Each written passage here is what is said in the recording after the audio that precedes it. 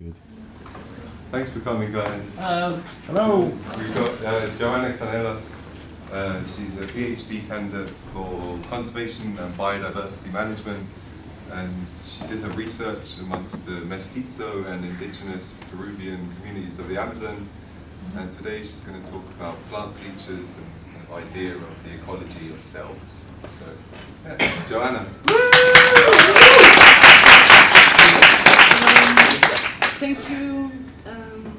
Thank you for the invitation, and thank you for coming.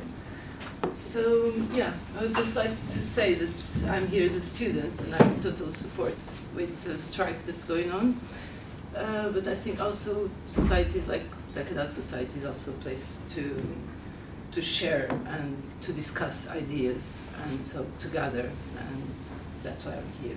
Now I'm going to share part of my PhD, maybe a chapter, who knows? And yes, it's about how plants get to be plant.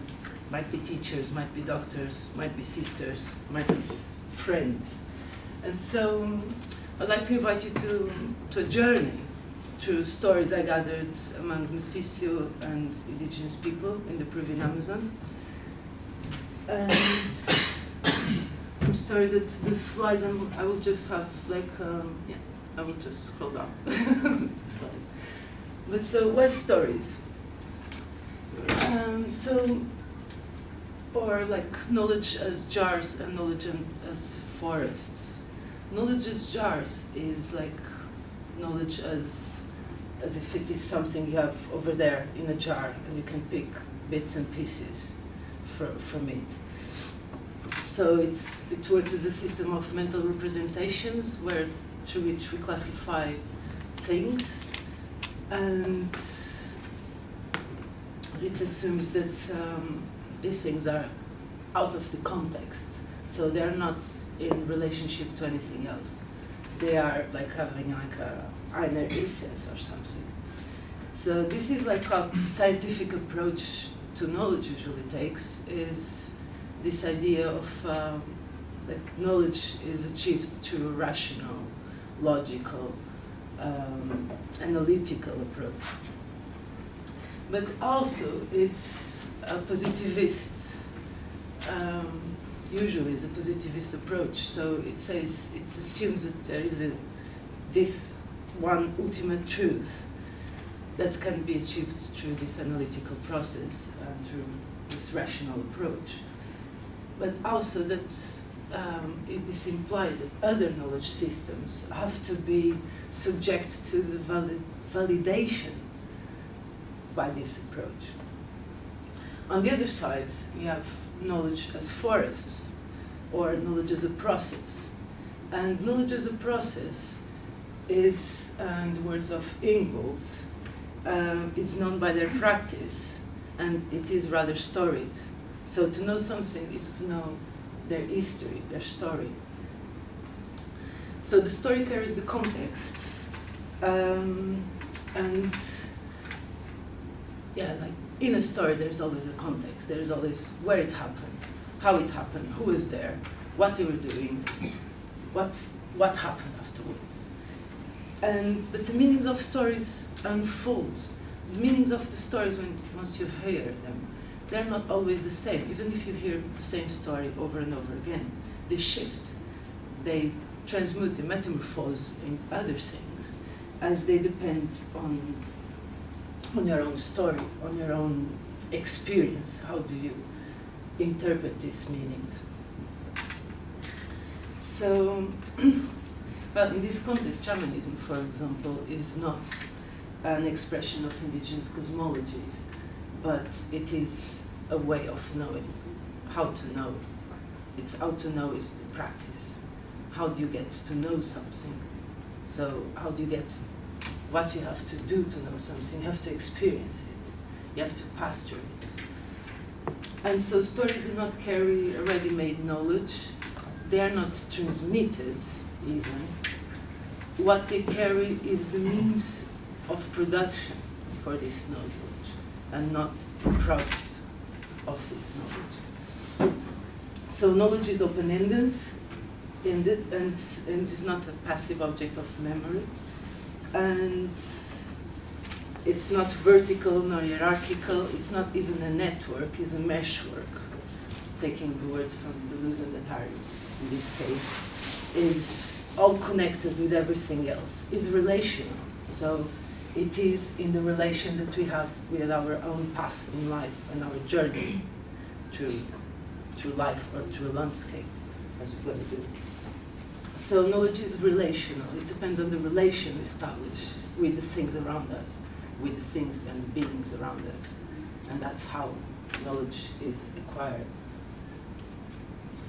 So stories depend on the storyteller, and stories depend on the listener, and depend on the context where they are told, as they depend on the way they are told, and as many times they are told, as many meanings they might have. So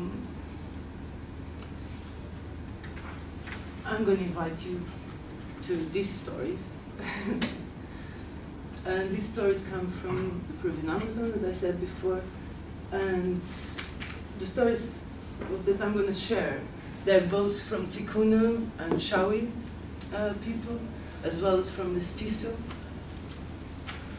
But doesn't matter this ethnicity in this case, because all these people lived in this jungle, in the forest, for all their life, or most of their life. And so it's not about where they come from, but where they are. And yeah, there's a little note, for example, between the Shawi and the Ticuna. The landscape is completely different, their context is completely different, but still they tell the same stories, actually. They do tell the same stories.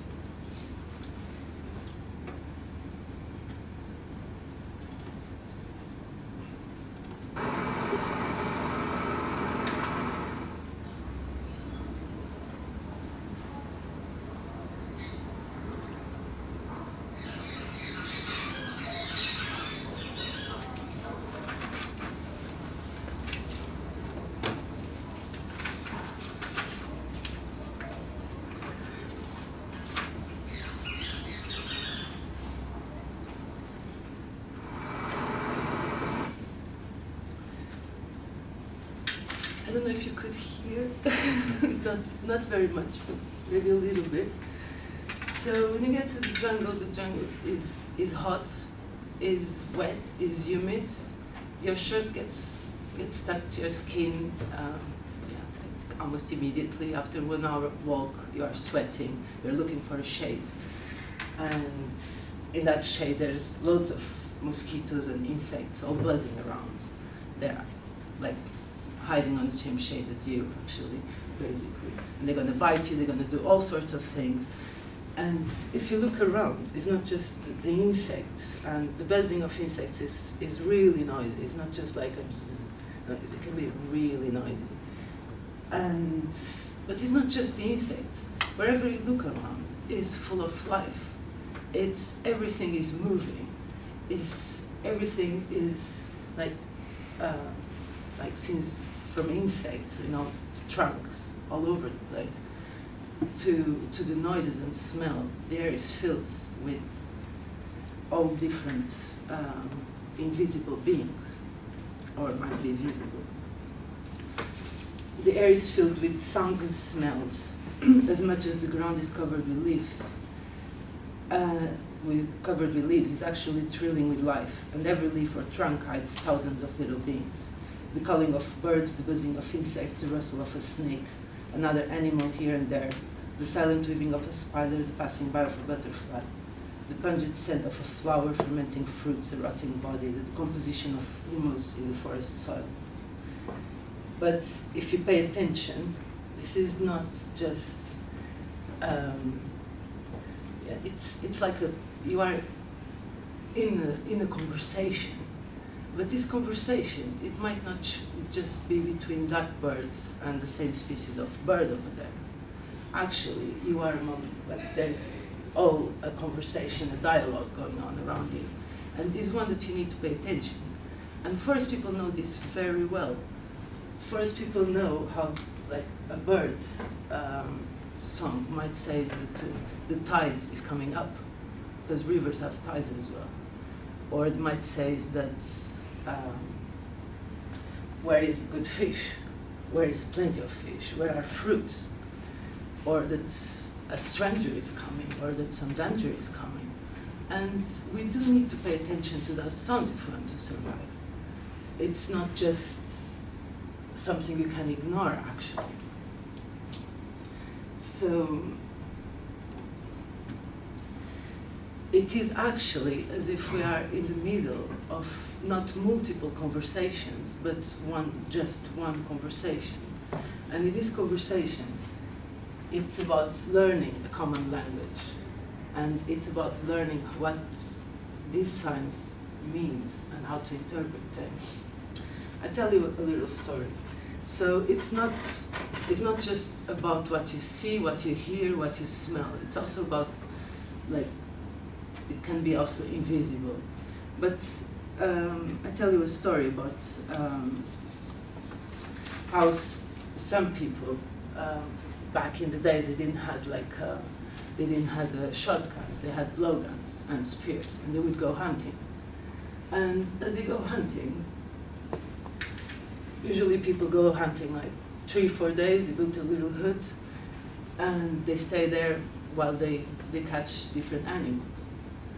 And so this was a family. It was a few brothers, 3 or 4, and one of them, once they are back to the hut, goes get some water for them to cook at night so that they could have dinner.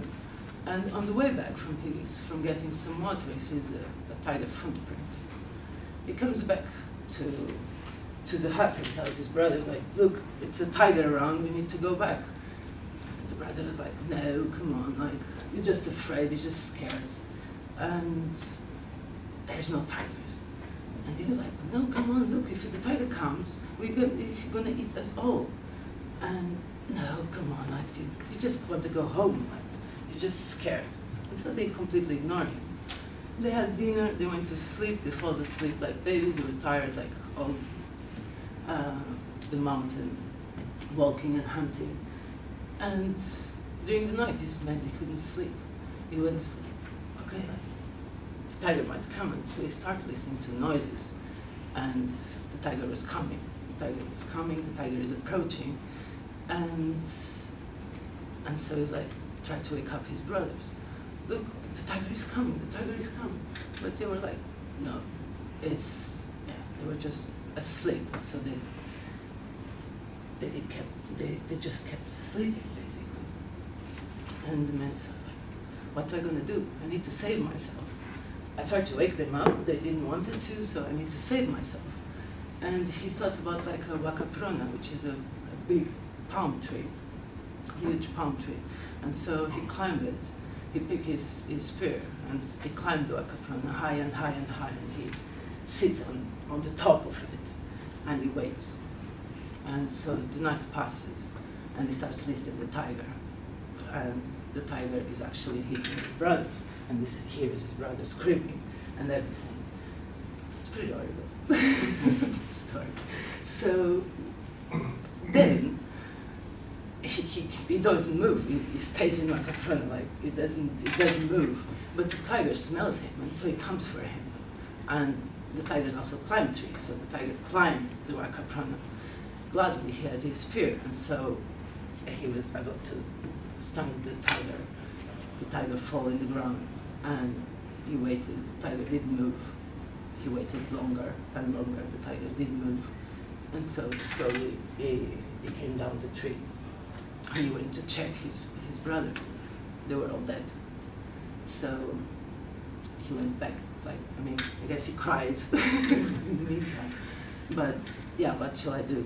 So he went back to his village and told the family what had happened. In the meantime, he killed the tiger, and it was like, as the story goes, it was a 5 meters tiger. In the Amazon, they call tiger. The Amazonian tiger is actually the jaguar. So, but they say these ones were big. They don't exist anymore, but they were huge. And so pay attention to the signs. Pay attention to what's going on. So, going back to the map, this is the Chao territory. And in the Amazon, the rivers are the paths. There are no roads. So the journeys are made through the rivers. To get to Balsa Porto, which is that over there, it was a 2 days journey from Yurimaguas, that over there. So it would be 1 day up the Paranapura River until the intersection with the Cachiaco River. People would stop one night, sleep in the beach in San Gabriel de Varadero, and then continue the journey on the next day. So on this journey, you are in the boat. It's usually small boats, like that one in the picture. Often in these journeys they are covered in case it rains, and they're full with groceries, full whatever people need, maybe a chicken or two, a few persons in the boat. So I'll put you a question. There are three persons in the boat. There are an old man, like 70 years old, which has lived in the jungle, in the forest, like all his life. There is a man 40 years old who is driving the boat. He does this journey, let's say every 2 weeks, every month at least, as he goes to buy some groceries, he goes to sell some chickens, as he's going to do his business. And there is his wife. With who would you like to speak?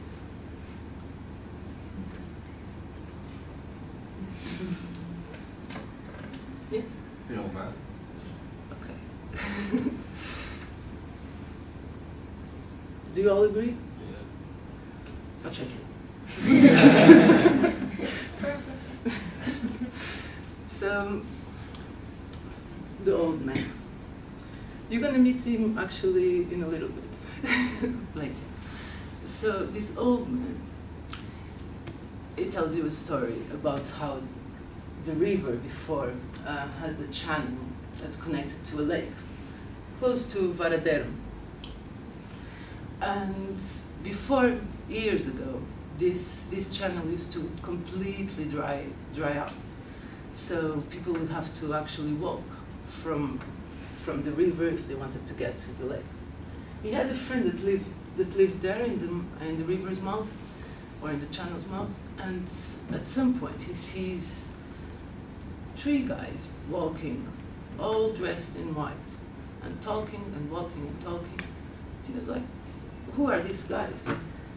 What are they doing? Like, well, because people dressed in white in general is not really common. And so he decided to follow them, and follow them all along this path until the lake. And when they get to the lake, they jump into the water and they disappear. He tells me, this is why dolphins transforms into humans. As a proof. But he tells more stories. There's another story. He tells me how a guy he met in some of this village, he has been traveling all over the jungle, told him, like, I don't know when the story happened, but this man was a fisherman and he used to go fishing during the night. And one day, as he comes home, like, he arrives and his wife tells him, but you just went out. What are you doing? I just went out. No, I just arrived. And so he was a bit suspicious. What's going on? Who came? Who had just gone out? I was arriving. So he starts thinking that his wife was sleeping with someone. And actually this is something that people say that happens. Dolphins apparently transform into people. They are really good dancers, they are very flirty, and they come to the woman and yeah, flirt with him. But sometimes also they might just transform into someone this woman know, and so they might transform, like this woman, for example, in her husband, basically. And so this woman was convinced she was sleeping with her husband when actually it was someone else, or a dolphin. So the man got quite upset, and he made a plan. I'm going to stay here and pretend I'm going fishing, but actually just stay around and see who is this guy. To the house with his spear again. And this man runs off, goes through the door, runs into the river again, jumps in and disappears. But in the meantime, this man was able to stand him with the spear. And so the dolphin was handled. The story goes on, and the story is very awkward, because after a few days, or a week maybe, they come to his door, to knock in his door, 3 dolphin police. True story. True story. So 3 dolphin police came to knock at his door and told him, like, look, you did something very wrong. You wounded like one of our dolphins, and he was an official, so you are in troubles. You have to come with us. And he was like, what, me? No. So, well, but he decided to go. He didn't really have much of a chance. So he followed these 3 dolphin police, and he gets to the middle of the river, and the river opens, and he falls inside. Under big rivers, he says that there are cities, huge cities, where dolphins, all sorts of fish, live. And they might be dressed, they have shoes, they have hats, they have everything. And so the man had to go to trial in this underwater city. And, well, he was lucky. The dolphin, the official he has wounded with the spear, recovered. And so the other 3 dolphin police told him, like, okay, you can go home. It's all fine. Don't ever hurt us again. And so he went home, and he was able to tell the story. That's why we know it. But dolphins are very cheeky. And people do not mess with them. And also, if a woman becomes pregnant, it's yeah, if it's not supposed to be, people also say, oh, it was a dolphin. These kids usually, yeah, I asked, and they disappear. So there was no mixed, there was no stories about mixed human dolphins going around, but who knows? So this is a river. And we arrived to Balsaporto, to the village. As you get to this village, you hear about a salt mine, a gold mine, and a Companama rock. Companama rock, people say, is all covered with hieroglyphs. Very, very ancient. Where do you want to go?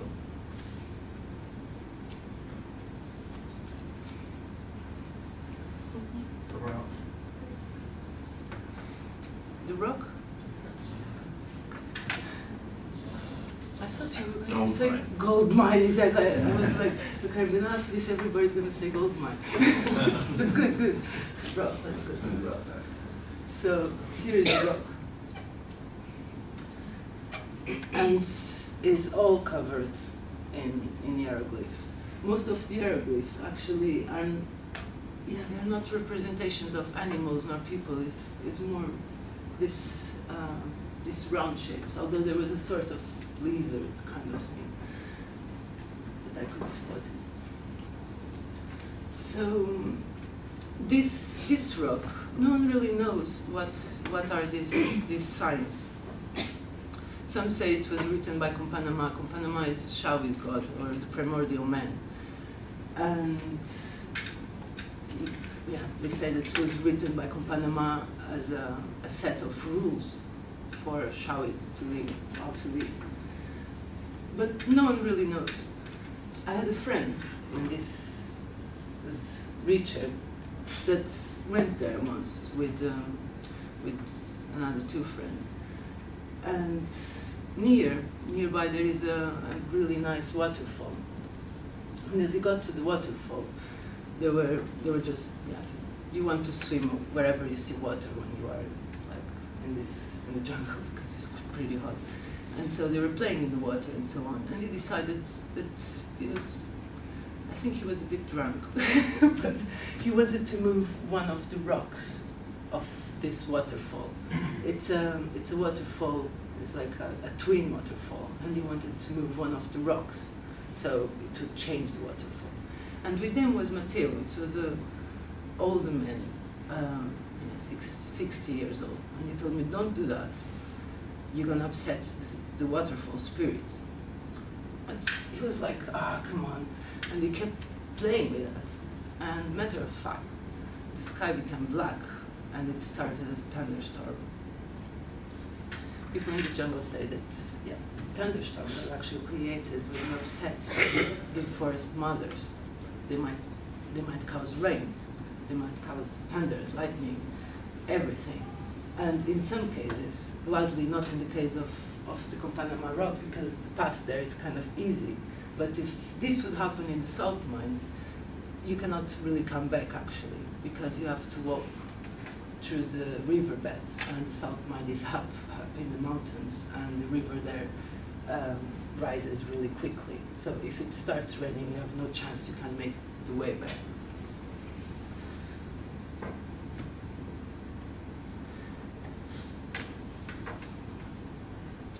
So, going back to the village, people go hunting, or when they go hunting, as I was saying before, might go like for 3 or 4 days.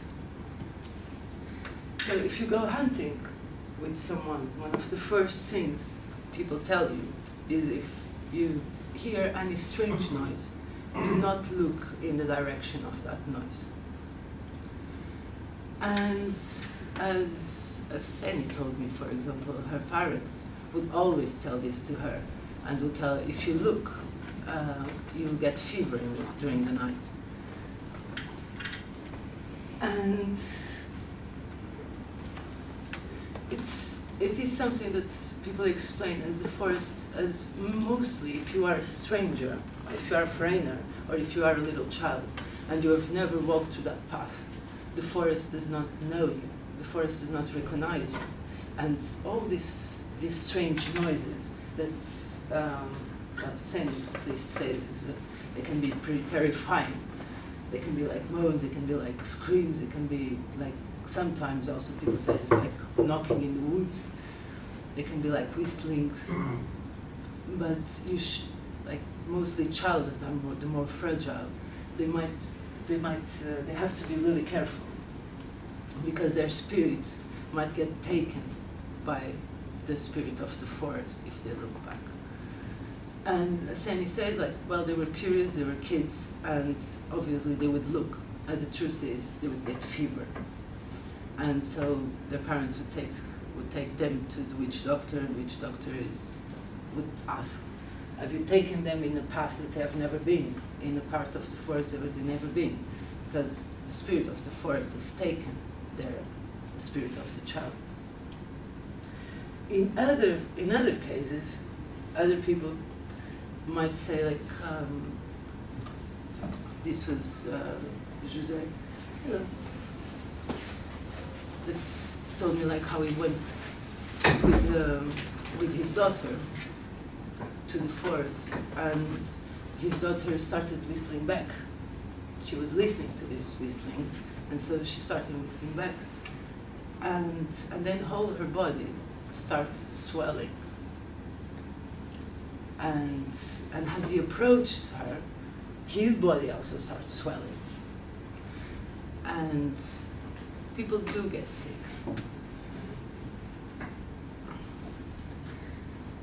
Another thing, another advice people will tell you is to not make much noise in the forest. And also, if you go hunting, you will never say that you go hunting. You say you're going to go for a walk, because the spirits of the forest might hear you, and so you will not say that. And when I'm saying spirits of the forest, I don't mean spirits as in the spiritual sense. I mean the animals and the trees. The spirit of the animals and the trees. But we're going to go back there in a moment. So if you make too much noise, for example, what might happen is that in that night when you dream, when you go to sleep, you dream with these spirits, which are the forest mothers. It might be the Achingo, as some people call. It might be Curupira, Chapchico, Chulachaki. They have many names depending on where you are, but these are the forest mothers. And so they make people dream, and in dreams they ask, what are you doing? You are making so much noise, we are all quiet here, and you come here just disturbing. What do you want? And so people are quite respectful about that. So we go hunting, and you hear about a valley that no one can get in, and it also people say that all animals live there. You want to hunt. And on the other side, you hear Wanganu, which is like a sort of chicken bird but wild. And you hear it, and you might want to follow it. You might be able to hunt it. Where do you want to go? You want to follow the Wanganu? The chicken or the valley? Chicken. Okay. So we follow the chicken. And this is a story told by a young girl, Ana Sofia, sorry. And she told me like how is her grandfather. This happened to her grandfather. He listened to this Wanganu. He followed it, like saying, oh, okay, like it looks close, I might be able to hunt it. And so he follows it, and he has to cross a little bridge. Usually it's like just a trunk in the middle. And to the other side of the river, as he's following the noise, and he sees a beautiful woman sitting in this river, half naked, beautiful. He was smoking his tobacco mapacho, his cigar. And so he passes, and as he passes, the sound of the Wangana kind of changes, starts to disappear. You cannot see where it is anymore, where it comes from. All the trees starts waving, and strong winds come, and he starts thinking, this is not right. This might be the Achingo, the forest mothers are tricking me. I need to go back. And as he goes back, he passes again through this bridge, and the woman is not there anymore. That night he dreams that woman telling him, oh, if it was not your tobacco, you would be here now with me. And this is because people in the jungle do smoke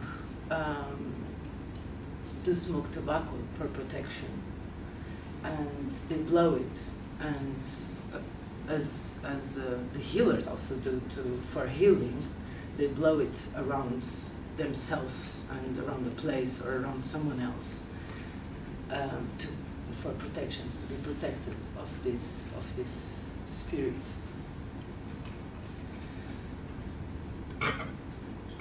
Actually, it's really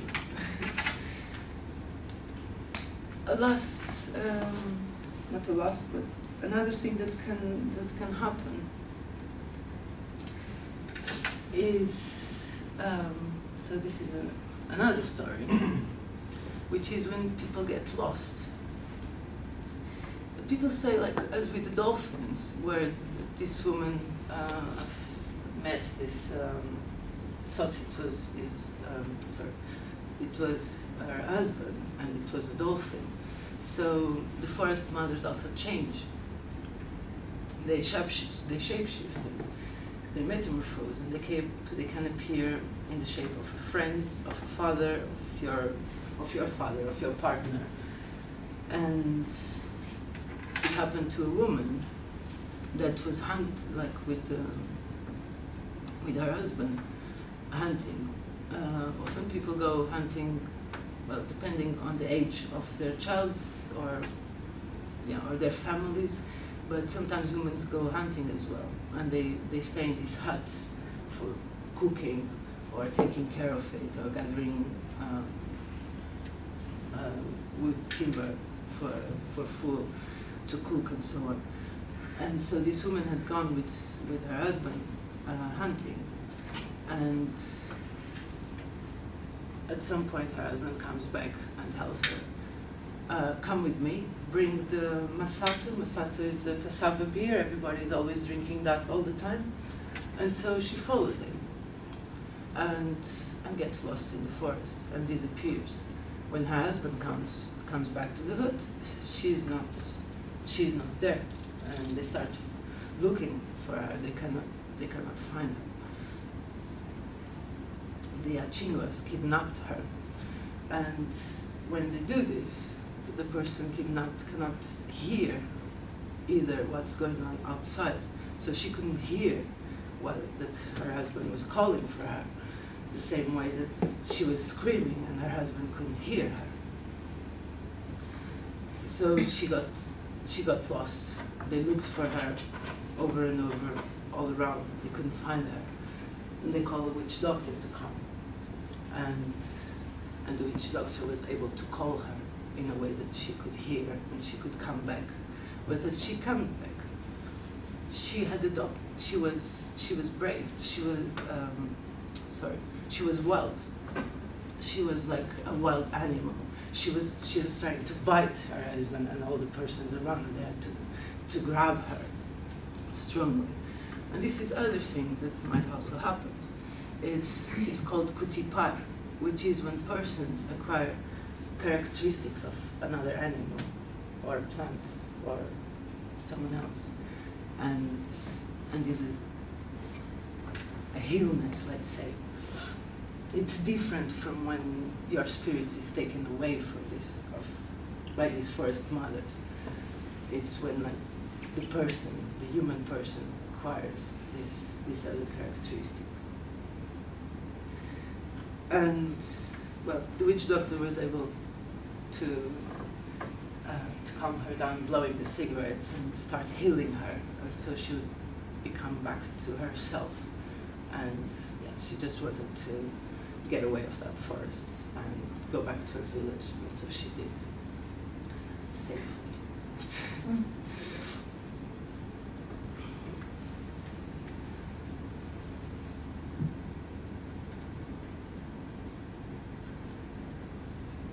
So another story is about hunting. Y mi papá una vez, así con la cucuna, hace un corralito, ¿no? Le llamamos chapán, o sea, le chapaneamos. Hacemos un cerco en el monte con hojas, ¿no? Le cercamos así, digamos, en una parte para que el animal no nos mire, ¿no? Y entonces, dentro de ese ramadón, como le llamamos la chapana, le hacemos un cuartito ahí, entonces de ahí mi papá pues cucuñaba al animal aquí en el suelo, ¿no? Los animales venían a comer bajo del árbol, ¿no? Vienen todas clases de animales en el día. Y cuando miraba a mi papá, pues él le cucuñaba a los animales. El trompetero es una ave que anda por manada, ¿no? Por grupo. Trompetero. Tiene una pata larga, las plumas amarillas, y como tienen casi 3 colores. Y esos animales, pues, aves venían. Y mi papá les cucuñaba. Y como eran varios, casi le termina todo el grupo, ¿no? Y por la noche le hace soñar a mi papá. Por sueño le reclama el dueño de las aves. que es el Chuyachaki, pues, se presenta en la noche y por medio de sueño se presenta a mi papá afrentando, reclamando por sus animales. ¿Por qué le ha muerto a sus aves? ¿Por qué le han muerto a mis aves? Y entonces dice, ahora vamos a empezar a luchar. Si es que me vas a ganar o yo te gano, en persa, le dice. Y entonces dice que era un hombrecito pequeño, ¿no? Un hombrecito pequeño pero zurdo. Y entonces empiezan a luchar. Eso era la pelea con mi papá por sus animales. Le reclaman a mi papá por medio de sueño. Se presenta el dueño de las aves, ¿no? ¿Por qué tenía que matar a esos animales que están en su casa, digamos en su pasto? No tienen por qué tocarlos. Y entonces empiezan a luchar con mi papá. Y entonces la lucha casi que no le gana a mi papá, como que casi va igualándole, así a luchar. No le podía vencer tanto. Y entonces como le dice, ya que casi me ganas, vamos a fumar un cigarro, le dice. Y entonces el cigarro es el... Hay palos que tienen sus soditas por ahí pegados, ¿no? Eso empieza a juntar, le junta. Eso era su tabaco, ¿sabes? Y empiezan a hacer su cigarro. Y empiezan a fumar. Eso era su cigarro de él. Y comparte con mi papá. Y ya como que no le ha ganado, pues está dando su amistad, que se ponen ser amigos, por cuanto no le ha podido ganar. Pero le reclamó. Y entonces de esas, digamos que sabemos que los animales tienen madre, el monte tiene madre. Donde hay muchos animales, digamos que se van por las pepas de un árbol, porque es una chacra. ¿Ah? O sea, su chakra es de Yashin. Y ese monte es como un pasto por él. Por eso es que están ahí los animales. O sea, ahí los crían. Y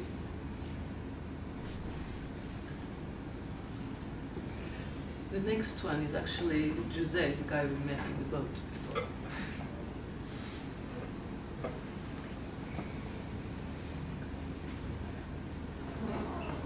Yo, en aquellos tiempos, cuando era joven, tenía mis 27 años, así como me dedicaba a hacer pieles de tigrillo, tigre, todas las de pieles finas, como el lobo.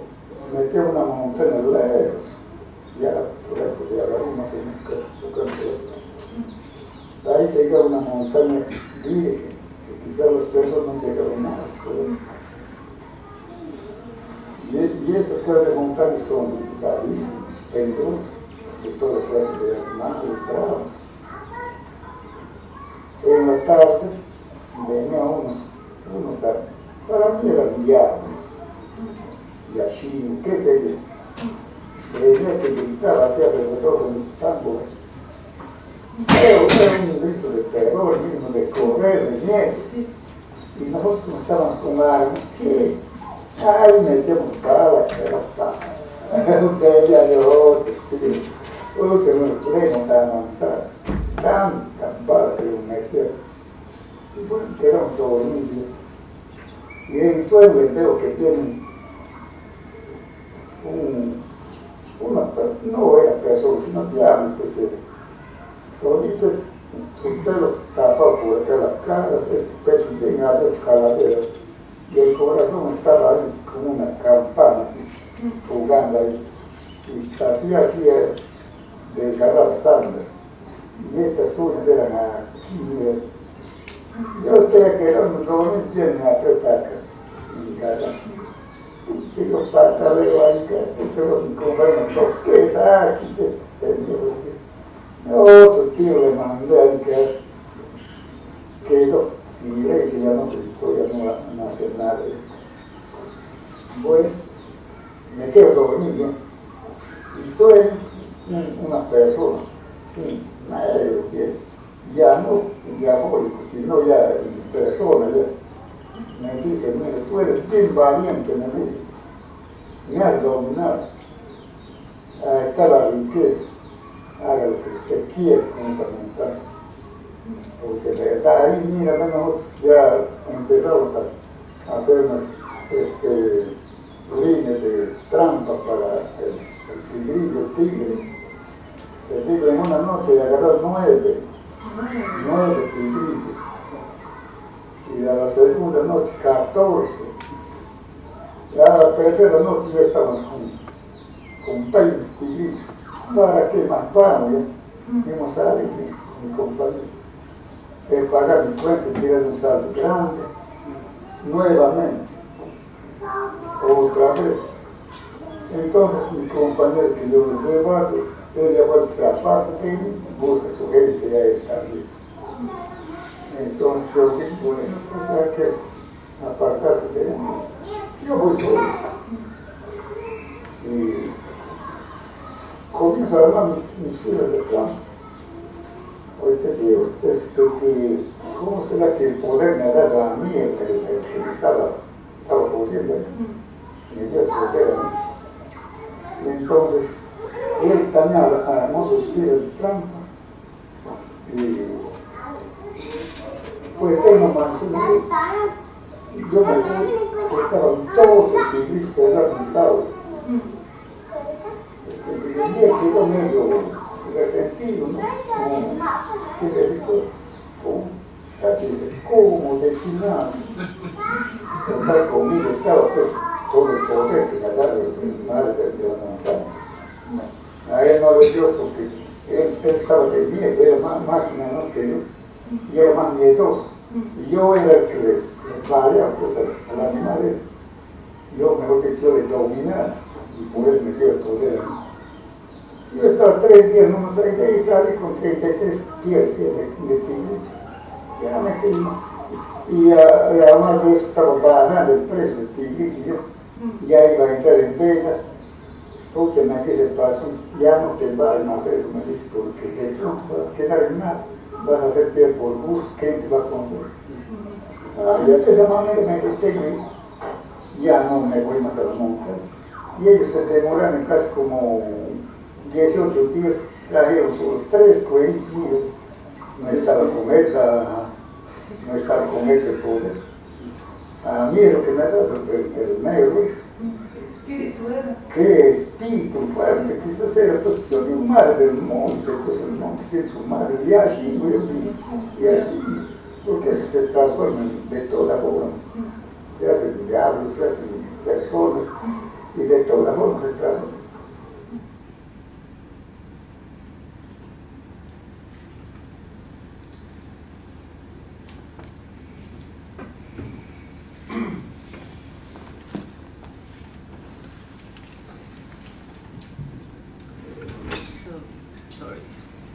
So here you can see like dreams can be kind of important on these stories.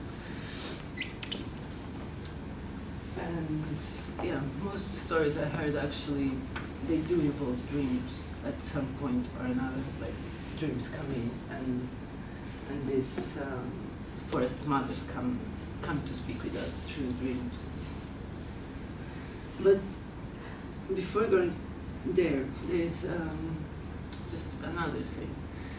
That is, once you see something, like you might see what appears to be cooked food, cooked meat in the forest, or like what seems to be cassava beer, even, for example, or people say so. That if you find this, you shall not touch it. You shall not take it. You shall not eat it at all, definitely. As this is the forest mother's food. But also, you see this, if not everybody sees this meat as cooked meat, or whatever as a cassava beer. And what this means is that this might be just some rotten fruit, but to some eyes it might be the cassava beer, or it might be the cooked meat. And this is something that Roberto Castro speaks about when he speaks about perspectivism, when he says like how to the eyes of a tiger, of a jaguar, the meat he's eating it's like the food we cook, and the water he's drinking might taste like cassava beer. So things might not always be what they seem. And who is able to see this are the witch doctors, are the shamans, who are able to actually see through the things, or so they say, through the things that are not just what they look like. But how do people go about with this, all these entities, all these forest beings around them? Well, people have to communicate with them. They have to speak with them. And if they go to the forest to hunt, or they need to open, to slash some part of the forest, open a chakra, a farmland, a piece of farm. So they need to ask permission.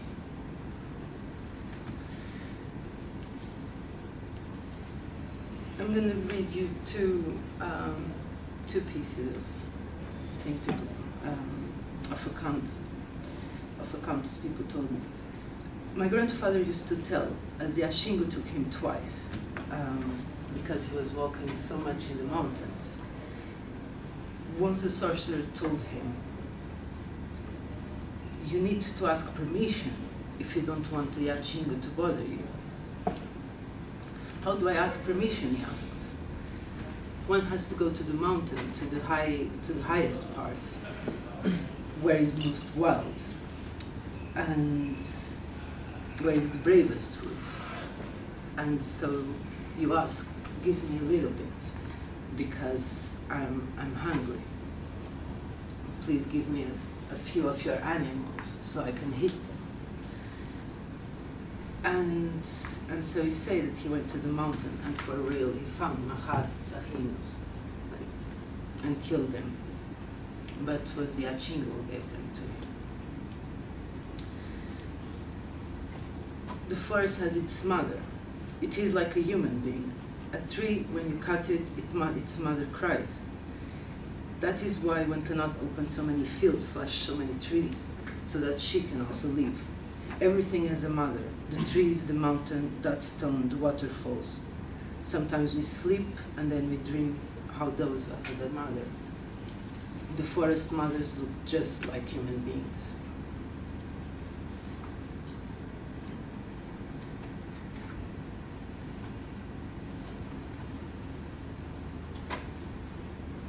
Pero en el monte, como dice, él es dueño de todo, él se encuentra o nos oye, por decir, ¿no? Es, digamos, una forma de creer, ¿no? De creencia que decimos, le pedimos que nos consiga animales para cazar, que nos permita conseguir, ¿no?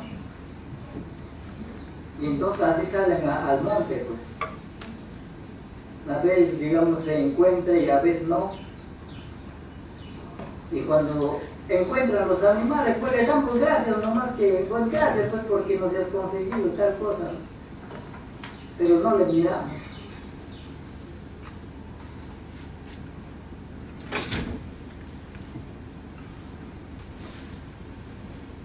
So, another account.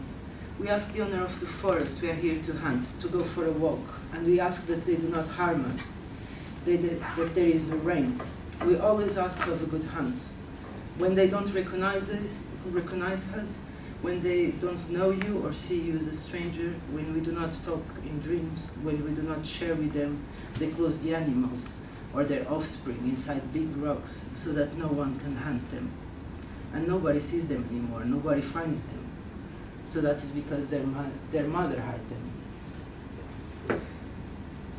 The salt mine also has a mother. When one goes to the salt mine, one has to be careful because it has a mother. You have to ask, I'm not going to carry that much, I'm going to take just this much. I'm going to ask permission because I need it for my family. When we want to make a farm in the high mountains, we have a secret. We take a cigar and ask for permission near a big tree. I want to take this farm, to make this farm. Do not make me ill. Do not hurt me. Take your cigar. We turn it on and we leave it. Because sometimes you get sick, you hurt yourself, you have a headache, you have a stomachache. You cannot cut with your arm, you cannot work, you get hurt because that has its mother. Sometimes one also hits a tree with a handful of earth, but more often we do it with a cigar because the forest mothers are like grandparents, grandmothers. They are old and they smoke their cigar.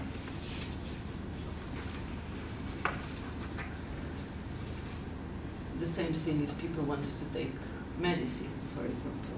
If you want to remove a tree bark and you need to ask permission to the tree. I'm going to take your bark, do not hurt me. I want to acquire your power. I want to acquire your power. As you are strong, I also want to be strong. And that's how people do. But what are these forest mothers?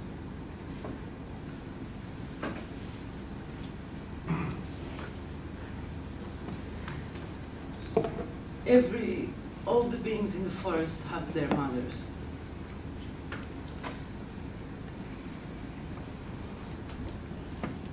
This is so this is some pictures, some drawings I got from a book on the indigenous people in this collection about plants, and as they describe each plant and the medicinal uses, they also describe their mother of this plant. And if you are interested, I just put some Latin names for some of these plants. The lupuna is a huge, massive tree. There's the ayahuasca there, actually, a palm tree, or the little gnome sort of thing. So this is a widespread concept all over the Amazonian, and these forest mothers may have different names, as I said before. And there's also more than forest mothers. So in the indigenous cosmologies, there is different worlds. So you have the water world, as you mentioned before, these underwater cities, for example. And the water have their own beings. They have other classes of beings. Then you have the land, the forest, and then you have the sky. And you also might even have the air and the sky. You might have even up to 9 different worlds, as the Shawi people do. They have 2 underwater, 2 in the land, 3 in the air, and 2 in the sky. So each one of them have their own entities, and these are all differentiated. But these are not spiritual entities. They are not spiritual, immaterial. They are physical, because they manifest physically. Like the forest and the forest mothers are not 2 different things. They are the same thing. They are one and the same thing. And I would say that this is a reflection of the fact that the forest is alive. The forest is responsive. The forest and its beings have their own intentionality, and the forests and its beings have their own self. And so these accounts, in my perspective, reflect the experience of being in the forest, actually, of paying attention to what is around you, and about developing a common language with all these different beings that are around.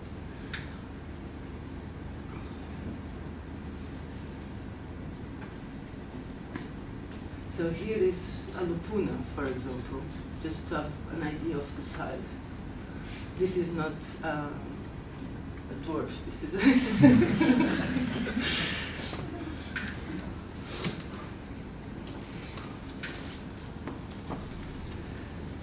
and so, yeah, some would say it could be animistic account, right? But I would say this is an ecology of selves. And so all beings have a mother. As we see through all these different stories, these mothers might act like tricksters, and so just sort of playfully, but a bit mischievously maybe, but they also act as guardians of the forest. They protect the forest. They protect from overexploitation if you hunt too much, for example, or try to take too much.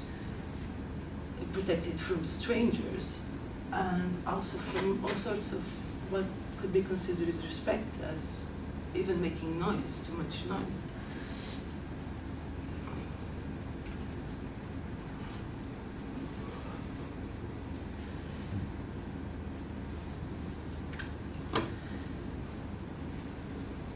So it's in this context that different beings, and in plants in particular, might become plant teachers. They might be doctors, they might be sisters, and they might be friends. And it's not so much about if plants are persons, as it is about the relationship that it is established with the plants. And it's not so much about the differences between us and a plant, or between us and another animal, as it is about what is common. And what is common is this sociability, is that the shared space, the shared place where we are living, and this ability to communicate. And so the need to find this common language is indeed reflected on the fact that it is possible to find such a common language, the fact that there exists such a common language, even if it might just become, even it might appear in dreams and be not so much visible in daily life, but might be reflected in dreams. And so there is this merge between nature and culture. It's not so much of a distinction between the humans and the non-humans. It is about that commonality. And so all these beings are within the social relations. And there is a need to respect social obligations, social prohibitions, and a need to act respectfully based on the reciprocity of relationships. So the forests, there's forest mothers, but sometimes people also refer to the forest owners. And because the forest belongs to itself, it owns itself, it has its own self. But humans are not excluded from the forests. Humans are included as well, as we saw in this aspect of being strangers or not being strangers. Humans might belong to the forest as well, and so they are included.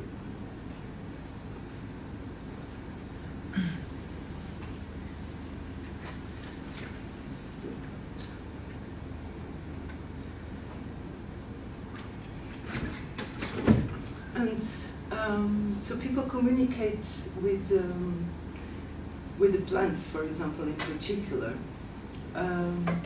So they communicate mostly through dreams. But the witch doctors or the shamans have also an important role in this aspect, in these relationships, as they might see through, as I said before. They have a particular relationship with. They have to establish a particular relationship with these beings. And to become a witch doctor, you need to do long diets.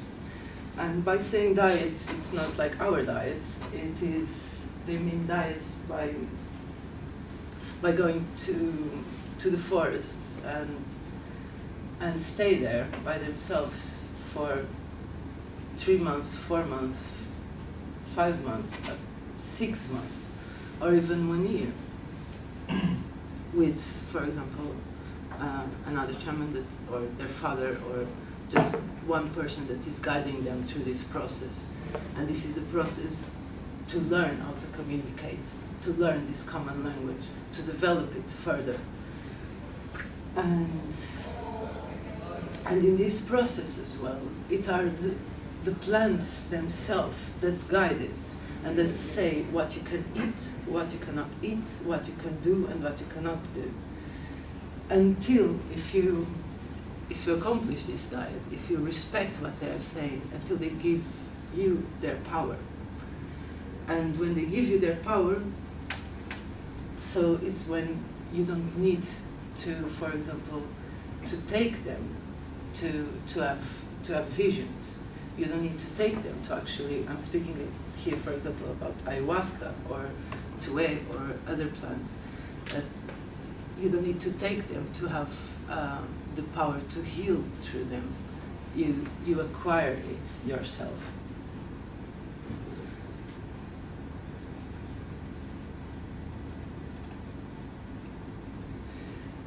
And another important thing here actually is that when you acquire their power, you learn their song, and it's through learning their song, their echoes, as they're called, that you can then call them when you need. And it is like this.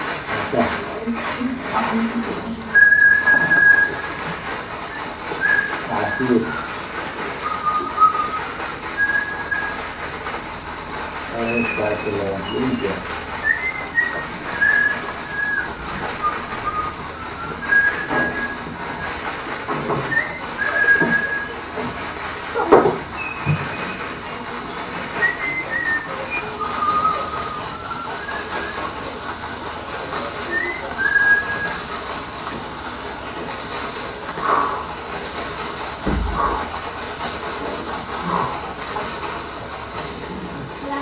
Antes hablo con usted también.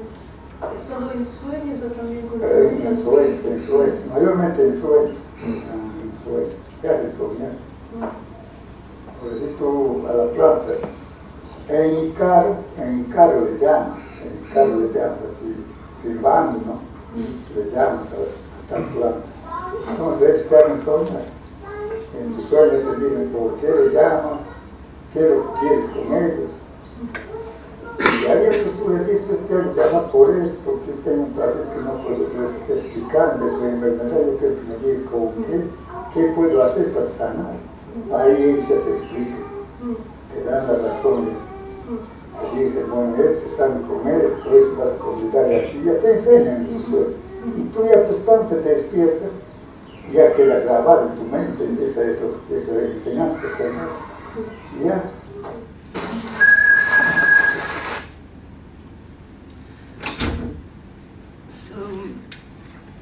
So it is through this relationship that is established, so this communication with the plants, that also you learn how to heal.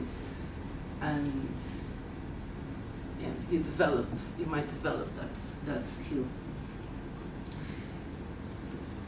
And in dreams, well, there is this, just in case you experiment this, but if you do that, one advice or warning that people told me is that plants might give you gifts, and not all of them you should accept. And they might come in different shapes, but one that is common is a sort of a maggot. So they give you something that you need to eat, to intake, and it stays here on the throat and grows.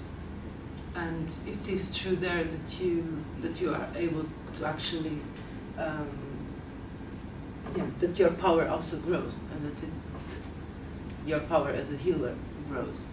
But in some cases, when this maggot might have like a shape of like a needle, and they say you should never accept something with the shape of a needle, or if the maggot is red, as this is to become a witch or a wizard and not a doctor. And there is some controversy about this, as witch doctors might be good and bad. They might use their powers to harm people or to heal people. And there's there might be problems coming from here, and one of them is, for example, like among the Shawe communities, there was a witch hunt, so the healers were being killed. And in 2016, there was about 12 healers that were killed, were murdered, because they were considered to be brujos, which is the wizard, but the bad one that is harming people. And although in in English and also in Spanish, it's difficult to make this distinction, in the native languages, these distinctions are very clear. And so they have words for which that is good and a word for which that is bad. And they do not mix up both.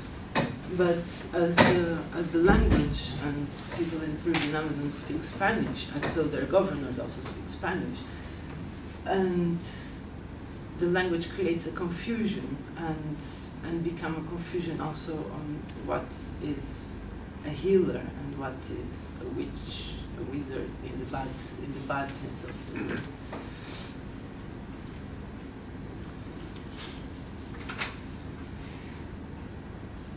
So just to finish, healers, and this is a political aspect of healers, because of their capacity, their ability to communicate with the plants and forest mothers and beings in the forest.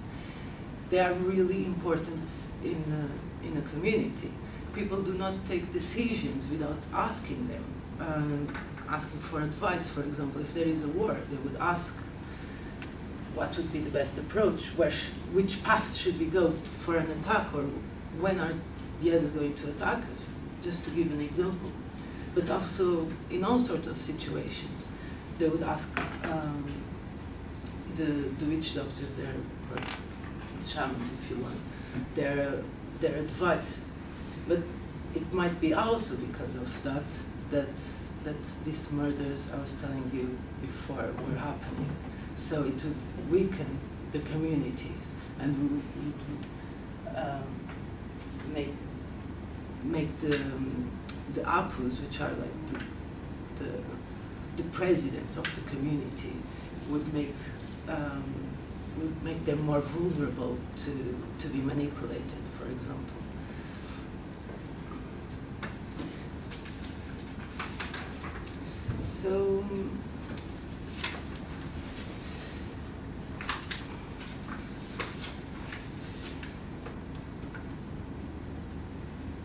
So what is all this about? Just to summarize, it is about developing this common language. It is about developing these relationships. No matter if you call these plants are persons or animals are persons, but it is about what we have in common and how these relationships can be established. And it's also about paying attention to dreams. As this quote from Joseph Campbell, dream is personalized myth, myth is the depersonalized dream. By myth here, we are telling about all the stories we have been living and the collective stories we live together as well. So myth is this collective story, while dream is this individual story, but it is all the same story basically. So I would invite you to actually, so that this all don't look too foreign, to visit the rowan tree next to the kibar, and as some of you might know, was a triogam, so we can visit a rowan tree and then have a beer there. And thank you.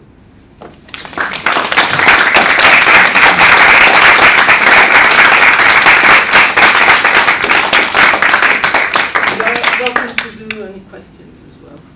Yeah. I have two questions, and the first one is, these forest mothers you've talked about, I'm not sure if it's exclusively, but certainly mostly were male. At least in the stories you've told, and they meet these, like the black man, who was a sort of a calavera and then a black man, and he said this was the forest mother. And you talked about the little guy who treated, he was male, but he's also a forest mother.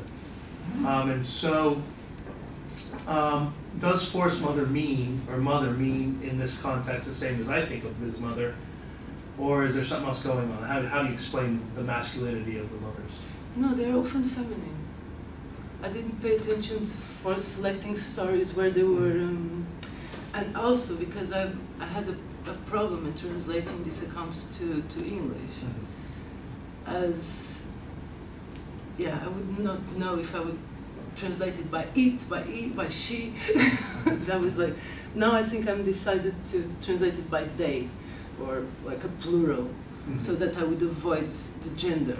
But many accounts is a female as well. Right. Sometimes it's a male, sometimes it's a female.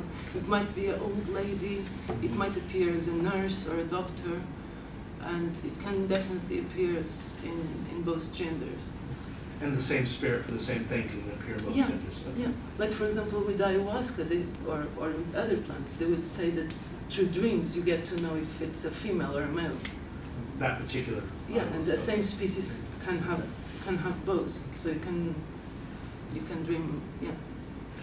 And the second question was, is it being that you're talking about how these relationships with the plants are deep relationships, real relationships with obligations and responsibilities, reciprocity, and all these sorts of things. How do these people talk about, or how do they understand or experience people like us going down to the Amazon and doing ayahuasca retreats and ceremonies?